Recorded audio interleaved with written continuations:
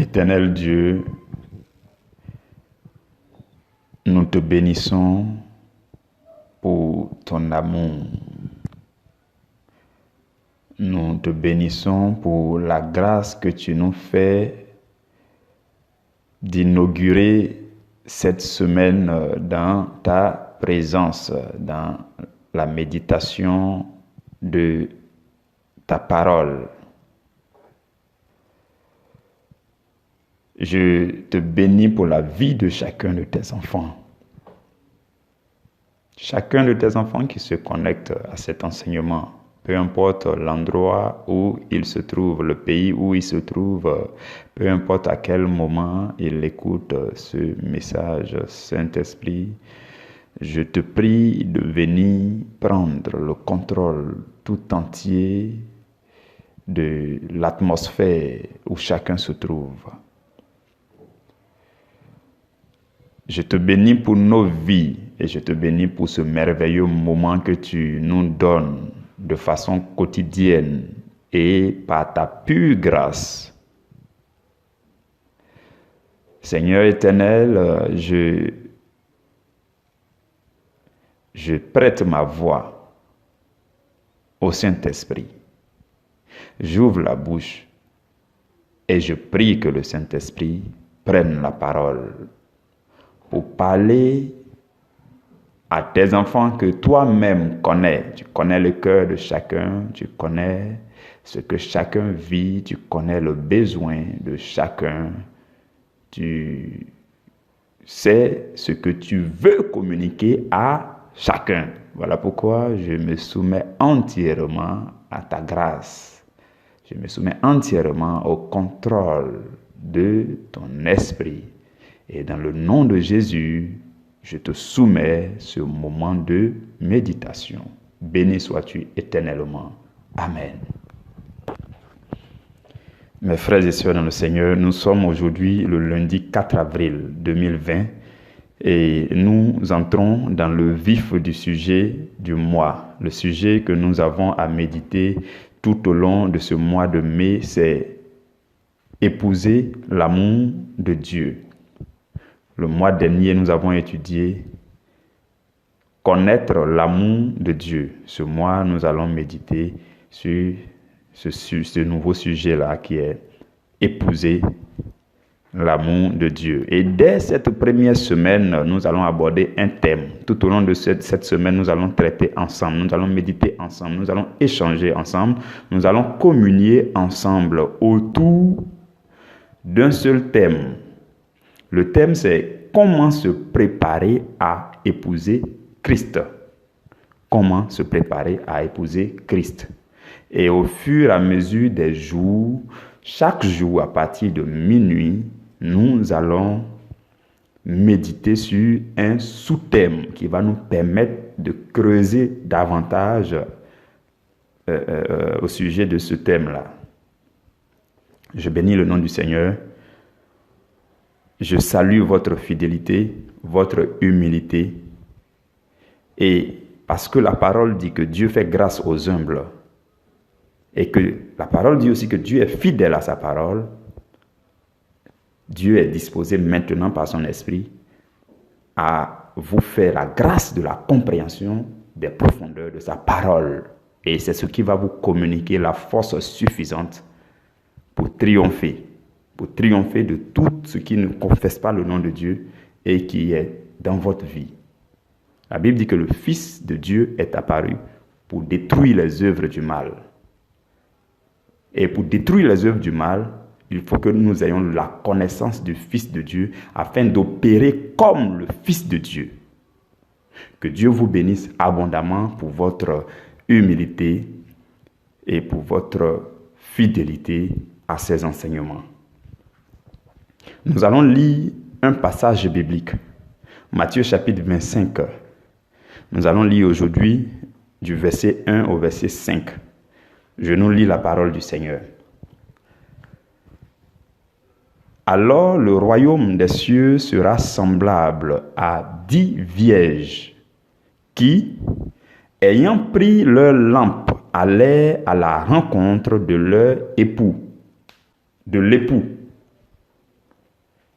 5 d'entre elles étaient folles et 5 sages. Les folles, en prenant leur lampe, ne prirent point d'huile avec elles, mais les sages prirent avec leur lampe de l'huile dans des vases. Comme l'époux tardait, toutes s'assoupirent et s'endormirent. Parole du Seigneur, nous rendons grâce à Dieu. Nous allons nous arrêter là aujourd'hui. Et demain, nous allons poursuivre. Demain, après-demain, nous allons poursuivre dans le même texte. Parce que ce lot de textes-là, il y a plusieurs pensées qui ressortent de là. Il y a plusieurs paroles qui se révèlent. Donc, nous allons étudier pour aujourd'hui les versets 1 à 5. Mes frères et mes sœurs, je nous rappelle notre sous-thème. Enfin, je nous énonce notre sous-thème. Le sous-thème de ce jour, c'est 3 choses que chaque épouse de Christ doit valoriser. Chaque chose enfin, 3 choses que chaque épouse de Christ doit valoriser. Donc, nous allons ensemble voir 3 choses. Nous allons parcourir tout au long de notre méditation. Nous allons voyager à travers les Écritures pour voir, pour méditer sur 3 choses que vous et moi, qui sommes censés être appelés épouses de Jésus. Ces 3 choses-là, nous devons les mettre en valeur. Nous devons les considérer. Nous devons avoir à l'esprit que ces 3 choses doivent être valorisées. Nous devons accorder de l'importance à ces 3 choses si nous voulons être prêts à rencontrer l'époux. Voyez-vous, dans le texte que nous venons de lire, la Bible parle de 10 vierges qui se préparaient à aller rencontrer l'époux. Tout comme vous et moi, dans notre vie chrétienne, ce que nous tentons de faire, tant bien que mal, c'est de nous préparer à rencontrer Jésus dans son intimité, aller à la rencontre de Jésus dans son intimité, parce que la Bible nous a déjà déclaré que Jésus-Christ est l'époux parfait. Il a fait tout ce qu'il fallait faire pour mériter d'être appelé l'époux de l'Église, qui est encore appelé le corps du Christ. Vous comprenez? Donc, ce qu'il nous appartient de faire maintenant, à vous et à moi, c'est de nous préparer à aller dans l'intimité de l'époux. Et dans le texte que nous avons lu, les vierges se sont préparées et elles ont commencé à partir. Mais la Bible nous révèle qu'il y a des vierges qui sont appelées des vierges folles, et il y a des vierges qui sont appelées des vierges sages. Bon, que ce soit des vierges sages, que ce soit des vierges folles, il y a 3 choses que la Bible révèle. Je nous énonce ces 3 choses et nous allons les voir les unes après les autres. Donc, c'est ces 3 choses que chaque épouse doit avoir pour aller à la rencontre de l'époux.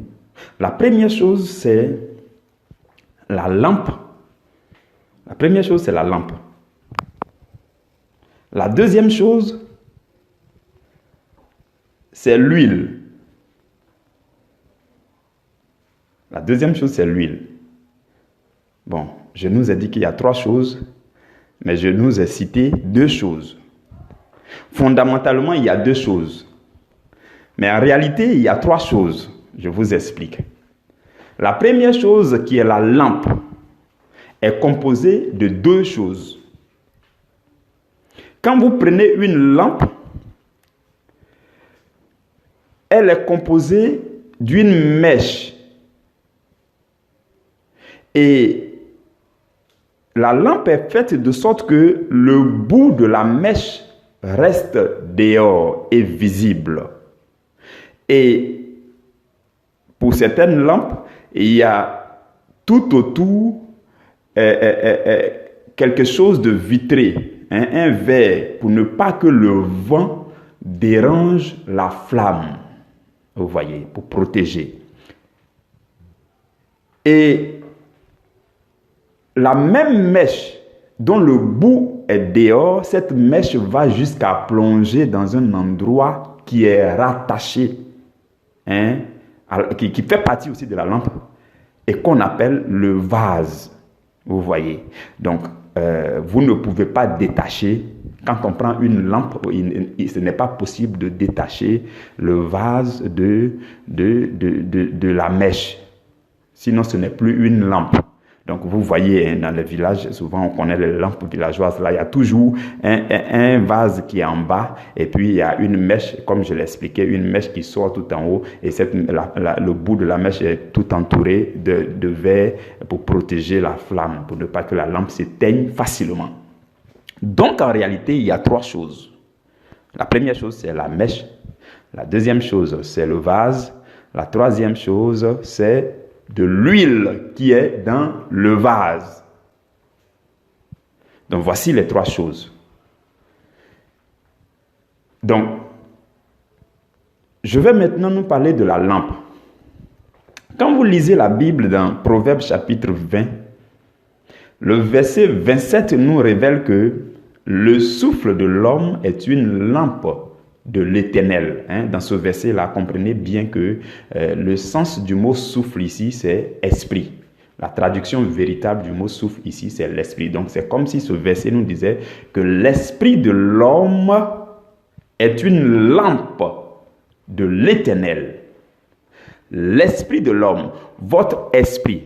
Il y a une entité à l'intérieur de vous qui a la nature de Dieu. Puisque vous et moi, nous sommes nés de Dieu. On a toujours la nature de celui de qui nous sommes nés. De sorte que quand vous prenez ça comme ça, chaque espèce se reproduit selon sa nature. Donc, si donc vous et moi, nous sortons de Dieu, il y a quelque chose en nous qu'on appelle l'esprit et qui a la même nature que Dieu.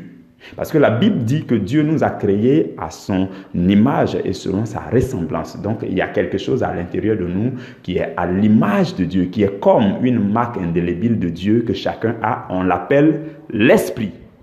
Et Proverbe chapitre 20, verset 27 nous dit que votre esprit, mon esprit, est une lampe, est comme une lampe de l'Éternel. Donc, une lampe, c'est quelque chose qui est censé briller. Une lampe qui n'est pas allumé n'a pas de valeur. Vous comprenez? Donc, la lampe en question dont nous parlons, c'est l'esprit de l'homme, l'esprit avec petit e. Dieu a doté l'homme de l'esprit avec petit e pour que l'esprit soit utile, pour que l'esprit soit allumé, pour que l'esprit éclaire son chemin pour aller à la rencontre de Jésus, pour aller à la rencontre de son époux. Donc Dieu, voici la première chose dont Dieu nous a doté, la lampe ou encore l'esprit. Et ce que je voudrais nous expliquer, c'est que l'esprit est composé, l'esprit est rattaché au cœur. L'esprit de l'homme est rattaché au cœur de l'homme. On ne peut pas séparer l'esprit de l'homme et le cœur de l'homme. De sorte même que la plupart du temps même, la Bible, là où la Bible veut parler du cœur, la Bible parle de l'esprit. L'esprit et le cœur, c'est presque la même entité. C'est comme si on dit la lampe. La lampe, c'est l'esprit. Mais en fait, le sous-entendu, c'est qu'il y a le vase qui est en bas. Et donc, le vase fait partie de la lampe. On ne peut pas séparer le vase de la mèche. Ça ne devient plus de lampe. Donc, quand on parle de notre esprit, il y a une partie de notre esprit qui est le cœur de l'homme. Et c'est là que je vous parle de la deuxième chose. Le vase. Le cœur de l'homme est un vase. Vous voyez. Donc, je nous explique que l'esprit de l'homme est censé rester allumé. L'esprit de l'homme est censé briller pour éclairer l'homme dans son chemin qui mène vers l'époux, vers l'intimité de l'époux. Donc l'esprit de l'homme doit rester allumé. Voilà pourquoi vous voyez, l'esprit de l'homme ayant la même nature que l'esprit de Dieu. Quand vous lisez 1 Thessaloniciens chapitre 5 verset 19, la Bible dit n'éteignez pas l'esprit. Donc cela prouve que l'esprit de l'homme fonctionne comme une lampe, comme nous l'a dit le verset de Proverbe tout à l'heure. Parce que si on dit n'éteignez pas quelque chose qu'on ne peut pas éteindre, ou bien qu'on doit éteindre, ou bien quelque chose qui doit s'éteindre, c'est une lampe. Vous voyez. Donc, l'esprit de l'homme fonctionne comme une lampe. Et même quand vous lisez Matthieu 5, verset 16, la Bible, Jésus parle à ses disciples et puis dit que votre lumière luise devant les hommes. Vous voyez, Jésus même, il a dit, je suis la lumière du monde. Après, il a dit à ses disciples, vous êtes la lumière du monde, ainsi de suite. Donc, en fait, il y a une personne en nous qu'on appelle l'esprit qui doit briller, briller, briller pour illuminer le monde dans lequel nous vivons. Donc, on doit briller. On doit faire ressortir la lumière de Christ. Mais notre esprit est rattaché à un vase. La mèche est rattachée à un vase. Et si vous voyez une lampe qui ne s'allume pas, c'est qu'il y a problème. Si vous voyez une lampe qui est éteinte, c'est qu'il y a problème. Soit le vent est venu pour éteindre sa flamme, ça c'est une attaque de l'extérieur. Ou alors, il n'y a plus d'huile dans le vase. C'est là que je vous parle de la troisième chose. L'huile dans le vase. Donc, Dieu a doté les hommes pour que l'homme soit capable d'aller à la rencontre de l'époux. Dieu lui a donné trois choses. Dieu veut que vous et moi, nous ayons trois choses. Dieu veut que vous et moi, nous puissions valoriser trois choses qui vont nous permettre d'aller à la rencontre de l'époux. Notre esprit, notre cœur et l'huile. L'huile dans notre cœur. Regardez quelque chose. Pour vous dire que le vase, c'est votre cœur.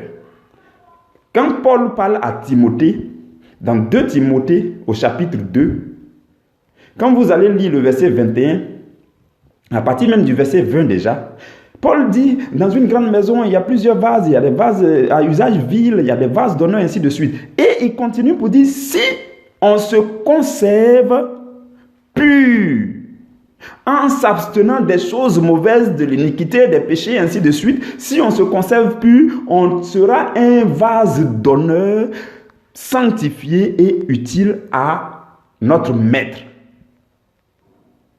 Donc, quand Paul parle de vase d'honneur qui doit être sanctifié, purifié, Paul fait allusion au cœur de l'homme. Le vase, c'est votre cœur. Le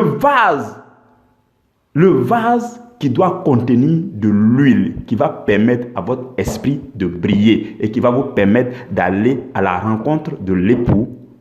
Ce vase-là, c'est le cœur. Mais il faut, pour que vous puissiez rester allumé, pour que votre flamme reste allumée. Vous voyez, ce sont ces choses-là qu'on utilise souvent quand on dit non, ma flamme a diminué, ou bien voilà, la flamme du chrétien. C'est ces choses-là qu'il nous faut maintenant comprendre dans les détails. Vous comprenez? Donc, pour que la flamme reste allumée, pour que la flamme soit de bonne qualité, il faut de l'huile de qualité dans le vase. Donc, si le vase déjà prend le soin d'être propre, vous voyez, si le vase aussi est sale, dans nos villages là, pour ceux qui ont fait le village, les lampes villageoses là, si l'intérieur est sale, où il y a des dépôts dedans, quand vous mettez l'huile là devient sale, et puis la flamme qui sort là ne peut pas bien éclairer. Donc la première chose que vous et moi nous avons à faire, puisqu'il s'agit de nous préparer pour aller vers l'époux, la première chose c'est de nous préparer comme un vase propre, un vase sanctifié et purifié pour que nous soyons utiles d'usage. Le vase, c'est le cœur. Et c'est ce cœur-là qui est propre là et qui est disposé à recevoir l'huile. C'est ce cœur-là qui sera rempli d'huile et alors l'esprit peut s'enflammer. Et on dit, le chrétien, la chrétienne, que vous êtes là à une flamme. C'est alors que vous pouvez aller sans souci à la rencontre de l'époux. Dans le texte que nous avons lu, que ce soit les vierges folles, que ce soit les vieilles sages, chacune avait les trois choses. La différence entre les folles et les sages, c'est que les folles là n'ont pas pris suffisamment d'huile. Nous allons bien parler de ces choses-là. Donc, il fallait que chacune prenne trois choses. La lampe, composée de deux parties, la mèche et le vase, plus de l'huile. Sans huile dans le vase, la lampe n'a aucun sens. La lampe ne peut pas briller. De la même façon, sans l'huile de Dieu dans votre cœur, vous voyez, sans l'huile de Dieu dans votre cœur, votre esprit ne peut pas être enflammé. Votre flamme ne peut pas briller. Ce n'est pas possible. Quand vous lisez Luc chapitre 5, au verset 45, Jésus dit, l'homme bon tire de bonnes choses du bon trésor de son cœur et le méchant tire de mauvaises choses de son mauvais trésor. Ça veut dire que, en fait, dans votre vase là, ce qu'il doit y avoir, c'est du trésor. Voyez-vous, le pétrole fait partie des trésors de ce monde. Le pétrole, le gaz naturel, de l'or, les diamants, tout ça, c'est les trésors de ce monde. Et ceux qui en ont, c'est ceux-là qui sont vachement riches. Vous voyez. Donc, et c'est le pétrole qu'on utilise, on met ça dans les lampes. Le pétrole ou encore l'huile, vous voyez. C'est ça qu'on met ça dans les lampes. En anglais, on dit oil, tout simplement. Que ce soit pétrole, tout ça, on dit oil. Donc, c'est de l'huile. Parce que ça a la capacité de faire brûler une mèche. Donc, c'est ça qu'on met dans le vase. Ce qui doit rentrer dans le vase de nos cœurs, c'est quelque chose de précieux. C'est un trésor. Et la Bible dit que celui qui est bon, qui est un homme bon, qui est une bonne femme, celui-là, celle-là, prend de bonnes choses, du bon trésor de son cœur pour faire briller sa vie. Donc vous et moi, la source de notre flamme, ou alors l'énergie, la source d'énergie de notre flamme, c'est de l'huile qui doit être constamment dans notre cœur. Et Paul, quand il parlait toujours à Timothée, dans 1 Timothée chapitre 6, verset 20, Paul dit, Timothée, garde le bon dépôt. Le bon dépôt. Quand il parle de dépôt, mes frères et mes sœurs, je vous dis, quand on parle de dépôt, c'est tout ce que vous entendez. Les choses qui viennent de Jésus-Christ, ça dépend de la personne à qui vous vous connectez. Lorsque vous vous connectez à Jésus-Christ, les enseignements de Jésus-Christ vont vous faire une transfusion. Donc, il y a quelque chose qui va se transmettre jusque dans votre cœur, qui va se déposer dans le vase de votre cœur. Vous allez sentir qu'il y a quelque chose, il y a une énergie qui s'est déposée dans votre cœur qu'on appelle de l'huile. On appelle ça aussi l'onction. À chaque fois que vous vous connectez à Christ pour recevoir les enseignements, à chaque fois que vous écoutez les enseignements, les prédications, votre vase se remplit d'huile. Vous comprenez? C'est cela. C'est cela. Et il nous faut de l'huile de qualité. De l'huile de qualité. Si vous voulez briller d'une flamme éclatante, il vous faut d'abord un vase propre, sanctifié et utile. Et il vous faut vous connecter. Vous voyez, quand on parle de vase, c'est une forme de réservoir. Pour qu'un réservoir se remplisse, on raccorde le réservoir à une grande source. Et cette source-là remplit le réservoir. Donc, il faut vous connecter à des enseignements, à des prédications qui vont vous révéler les profondeurs de la parole de Dieu. Et ces choses puissantes-là vont se déposer dans vos cœurs. C'est ça votre huile. C'est ça qui va vous permettre de maintenir la flamme de votre vie chrétienne. C'est ce qui va vous permettre de marcher en toute assurance pour aller à la rencontre de l'époux. Vous voyez, il y a des chrétiens qui ne sont même pas encore arrivés vers l'époux. Ils n'ont pas d'huile. Il n'y a pas d'huile dans leur vase.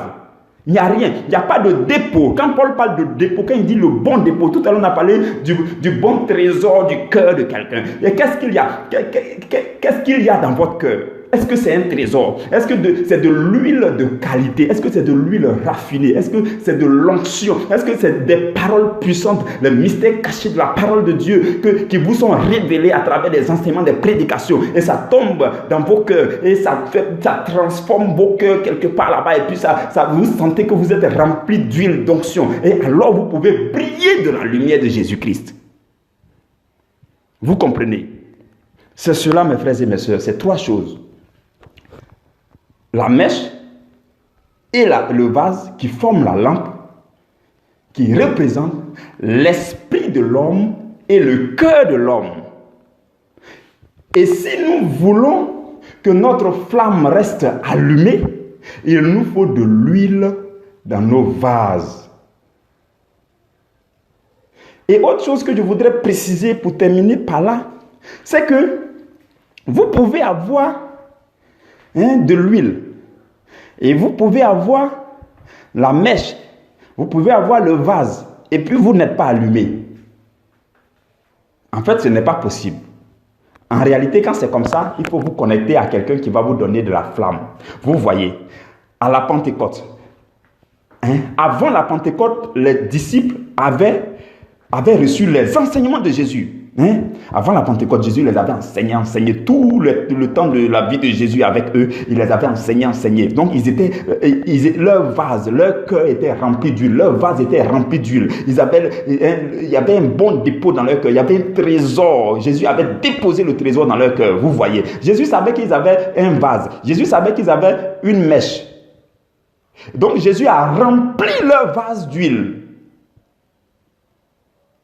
Jésus a rempli leur vase à travers les enseignements profonds, les paraboles. Jésus leur a donné des révélations graves. Il a rempli leur cœur, il a rempli leur vase de l'huile. Jésus savait ce qu'il faisait. Voilà pourquoi, quand Jésus va partir, Jésus va leur dire, vous avez une mèche, vous avez un vase rempli d'huile, mais vous n'êtes pas encore enflammé. Et il dit, mon Père enverra quelqu'un qui va vous enflammer. Il dit le Saint-Esprit. Il dit vous recevrez une puissance. Le Saint-Esprit qui va descendre sur vous pour vous enflammer. Ce que Jésus a fait était très puissant. Il savait que Dieu a donné. Jésus savait qu'il était l'époux parfait. Et il savait que Dieu a donné aux hommes une mèche, c'est-à-dire leur esprit. Et Dieu leur a donné un cœur, c'est-à-dire un vase. Donc il fallait, Jésus est venu, il a rempli le cœur avec les paroles puissantes. Il a rempli le cœur avec l'huile. Il a mis l'huile, il a rempli leur réservoir. Les gars étaient prêts à être enflammés. Ils étaient prêts. Quand ils sont arrivés, Jésus dit, bon, je vais monter au ciel et je vais faire abattre sur vous le feu. Ce feu-là, on appelle la flamme mère. Ce jour-là, à la Pentecôte, la Bible dit qu'il y avait près de 120 disciples qui étaient rassemblés et qui étaient en prière. Chacun avait suffisamment d'huile dans son vase et chacun avait une mèche. Tout était prêt. Mais depuis que Jésus était monté, les disciples ne pouvaient pas annoncer l'évangile. Les disciples ne pouvaient pas briller parce que tout simplement, ils n'étaient pas encore enflammés. C'est alors que la flamme mère va descendre du ciel. La Bible dit que ce jour-là, chacun a reçu sur lui une langue de feu. Voyez-vous, quand une mèche est allumée, quand ça brille, ce que vous voyez ressemble à une langue. Ce jour-là, chacun va recevoir sur sa mèche qui est déjà plongée dans de l'huile qui est dans son vase, chacun va recevoir une flamme de feu. Chacun va commencer à briller. Chacun va commencer à briller avec toute sa force. Vous voyez, il vous faut une flamme mère.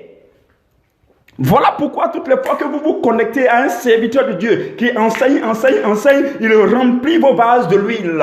Quand il enseigne, il remplit vos vases de l'huile. Et quand vous êtes en prière, ou alors quand il est en prière, que vous l'écoutez, qu'il fait des proclamations, la flamme mère descend. L'Esprit de Dieu est déjà descendu depuis la Pentecôte et est disponible pour enflammer les cœurs. Voilà pourquoi je vous annonce que sur ce groupe, si quelqu'un reste connecté, il va s'enflammer. Au moment où il va s'en rendre compte qu'il a commencé à faire des œuvres pour Dieu, il a commencé commencé à bouger pour Dieu. Il a commencé à prendre des décisions dans sa vie. Il a commencé à se détacher des choses anciennes. Il a commencé à faire l'œuvre de Dieu. Parce que vous serez enflammés. Tant que, je vous dis, la condition pour être enflammé, c'est d'avoir de l'huile. C'est d'avoir de l'huile dans votre vase. Parce que moi, je sais que vous avez déjà des mèches. Votre esprit est là. Et si parmi vous, certains, leur esprit n'est pas encore enflammé, il n'y a pas de souci. Sachant cela, et sachant que vous avez un vase, tout ce que je demande, c'est de vous connecter. Tout ce que je demande, prêtez humblement attention. Et la parole de Dieu va remplir vos vases. Et une fois que la parole de Dieu remplit vos vases, il suffit d'être en prière. Ou alors il suffit d'être connecté à des prédications, à des proclamations comme ce que je suis en train de faire. Et vous recevez la flamme de Dieu qui vous enflamme instantanément. Voyez-vous, lorsque une mèche est plongée dans de l'huile, il suffit d'apporter juste un peu de flamme. La flamme mère de Dieu. Je commande à l'instant présent que la flamme mère de Dieu descende sur vos mèches. Parce que vous avez de l'huile dans vos vases. Je commande maintenant que la flamme mère de Dieu, appelez le Saint-Esprit, appelez le feu de Dieu, descende sur vos mèches et vous enflamme maintenant. À compter d'aujourd'hui, vous commencez à briller pour la gloire du Seigneur. Vous commencez à briller dans votre monde. Vous commencez à éclairer les ténèbres qui vous entourent. Vous commencez à éclairer vos vies. Vous commencez à éclairer tout ce qui était zone d'ombre autour de vous. Parce que la flamme mère de Dieu descend sur vos mèches. Au nom de Jésus. Au nom de Jésus. Mes frères et mes soeurs dans le Seigneur, je bénis le nom de Dieu pour ce qu'il accomplit pour nous aujourd'hui. Vous serez enflammés et votre flamme sera entretenue parce que constamment, chaque jour, dès la première heure ou bien à certains moments où vous êtes connecté à des enseignements, vous recevrez de l'huile dans vos vases. Tout ce que je vous demande, prenez soin, faites l'effort de recevoir de l'huile de qualité. Parce que quand l'huile est sale, ça dépend de à qui vous vous connectez.